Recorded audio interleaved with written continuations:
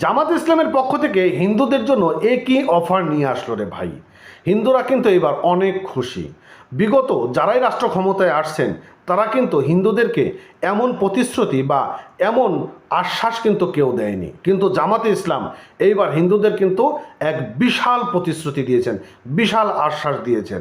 এখনও পর্যন্ত কোনো ইসলামিক দলগুলো বাংলাদেশে হিন্দুদেরকে এত বড় আশ্বাস, এত বড় প্রতিশ্রুতি কেউ দেয়নি। জামাতে ইসলামের গোলাম পরোয়ার তিনি খুলনার ডুমুরিয়াতে হিন্দু শাখা উদ্বোধন করেছেন। সেখানে তিনি বলেছেন ৫৪ বছরে বাংলাদেশে যত রাজনৈতিক দল ক্ষমতায় এসেছে প্রত্যেকেই হিন্দুদেরকে ট্রাম্প কার্ড হিসেবে ব্যবহার করেছেন এবং হিন্দুদের জমি দখল, চাঁদাবাজি থেকে শুরু করে ধর্ম অবমাননা সব বিষয়ে মিথ্যা অভিযোগ মাধ্যম দিয়ে হলেও হিন্দুদের উপর নির্যাতন করেছে শুধুমাত্র জমি দখল করার জন্য। কিন্তু জামাত ইসলাম যদি ক্ষমতায় আসে তবে হিন্দুরা এদেশের নাগরিক হিসেবে বেঁচে থাকবে, তারা সকল অধিকারই এদেশে পাবে।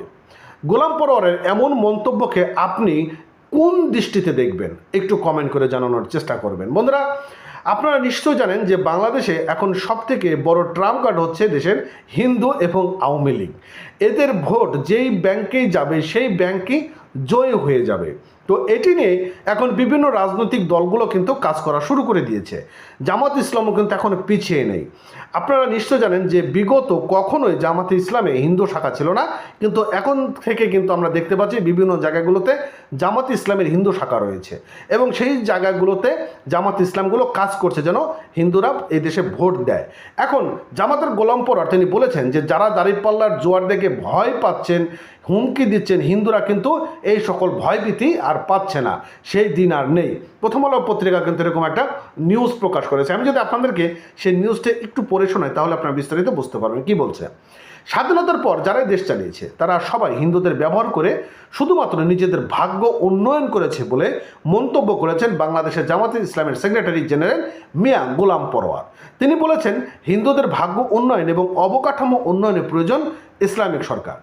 শুক্রবার খুলনায় ডুমুরিয়া উপজেলায় স্বাধীনতা চত্বরে জামাতে ইসলামের হিন্দু কমিটির উদ্যোগে হিন্দু সম্মেলনে প্রধান অতিথির বক্তব্যে গোলাম পরোয়ার তিনি এই কথাটি বলেছেন এবং তিনি বলেন হিন্দু সম্প্রদায় ভাগ্য উন্নয়ন এবং ডুমুরিয়া ফুলতলা সহ দেশের সার্বিক অবকাঠামো উন্নয়ন এখন প্রয়োজন ইসলামিক সরকার। যারা দাঁড়িপাল্লার জোয়ার দেখে ভয় হুমকি দিচ্ছে তাদের হুমকিতে হিন্দুরা আর ভয় পায় না।